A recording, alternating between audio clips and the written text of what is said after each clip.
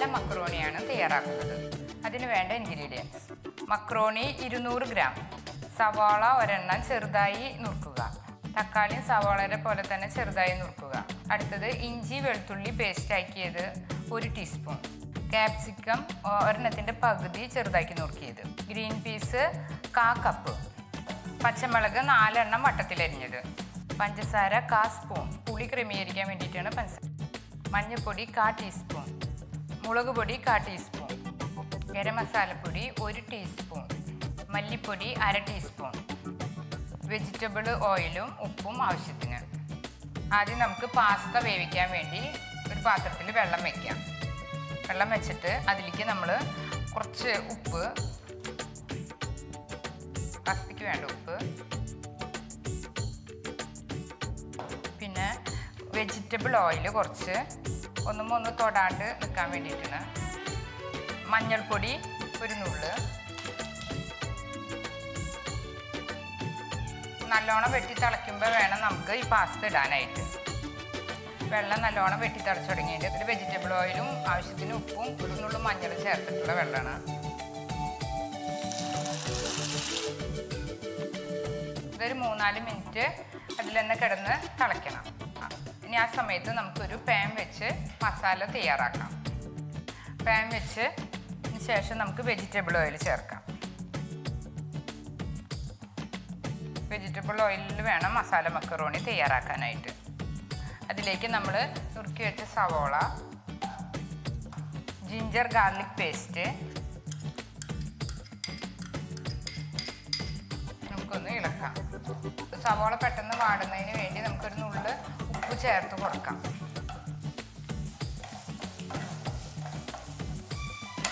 അപ്പോൾ സവോള പെട്ടെന്ന് തന്നെ വഴറ്റി വരും, നല്ല പെട്ടെന്ന് തന്നെ ബ്രൗൺ നിറമാകും. സവോള നല്ലോണം വഴന്ന് വന്നിട്ടുണ്ട്. ഇനി നമുക്ക് പച്ചമുളക് ചേർക്കാം.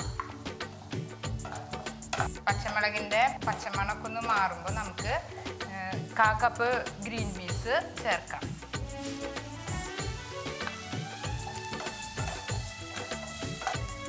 നമ്മൾ ഇടയ്ക്ക് ഒന്ന് ഈ മക്രോണി വെന്തുണ്ടോ എന്നൊന്ന് നോക്കണം.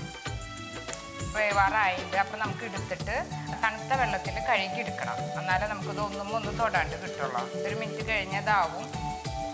ആ സമയത്ത് നമ്മളിതൊന്ന് ഇളക്കിക്കൊണ്ട് നിൽക്കണം. നുറുക്കി വെച്ച തക്കാളി ചേർക്കാം.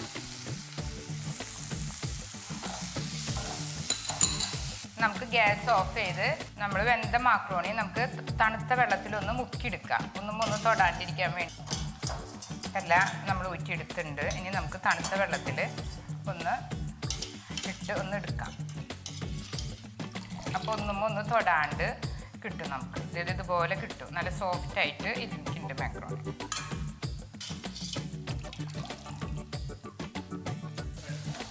ഗ്രീൻ പീസ് ഒന്ന് വാടി വരുമ്പോൾ നമുക്ക് ക്യാപ്സിക്കം ചേർക്കാം.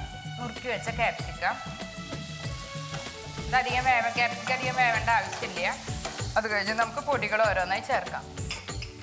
മഞ്ഞൾപ്പൊടി 1/4 സ്പൂൺ, മുളക് പൊടി 1/4 ടീസ്പൂൺ, മല്ലിപ്പൊടി 1/2 ടീസ്പൂൺ,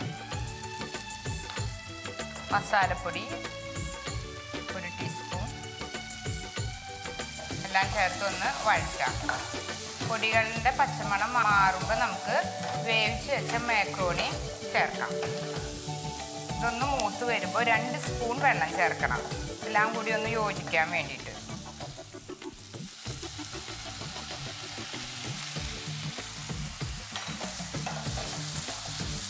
വെള്ളം ചേർക്കുമ്പോൾ എല്ലാ മസാലകളൊക്കെ ഒന്ന് യോജിച്ചിട്ടുണ്ട്. ഉപ്പ് കുറവുണ്ടെങ്കിൽ നമുക്ക് ഇപ്പോൾ ചേർക്കാം. കുറച്ചും കൂടി ഒന്ന് ചേർക്കാം. നേരത്തെ ഞാൻ വളരെ കുറച്ചിട്ടുള്ള. പിന്നെ പുളിയുടെ ടേസ്റ്റ് ഒന്ന് ക്രമീകരിക്കാൻ വേണ്ടി 1/4 ടീസ്പൂൺ പഞ്ചസാര ചേർക്കണം.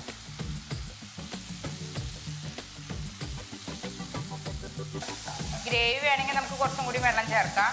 ഡ്രൈ ഫോമിലാണെന്ന് വെച്ചാൽ നമുക്ക് ഈ സമയത്ത് വേവിച്ച് വെച്ച മാക്രോണി നമുക്ക് ചേർക്കാം.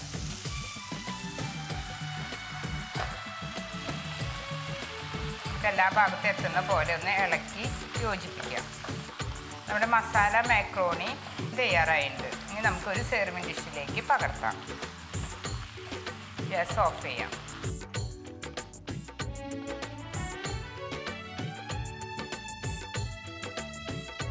ഇതുപോലുള്ള പാചക വീഡിയോകൾ ഇനിയും ലഭിക്കുന്നതിനു വേണ്ടി ഈ വീഡിയോയ്ക്ക് താഴെയുള്ള സബ്സ്ക്രൈബ് ബട്ടൺ ക്ലിക്ക് ചെയ്യുക. ഇഷ്ടപ്പെട്ടുവെങ്കിൽ ലൈക്ക് ചെയ്യുക, ഷെയർ ചെയ്യുക. കൂടുതൽ വീഡിയോകൾക്കായി യൂട്യൂബിൽ സർഗം കിച്ചൺ എന്ന് ടൈപ്പ് ചെയ്ത് സെർച്ച് ചെയ്യുക.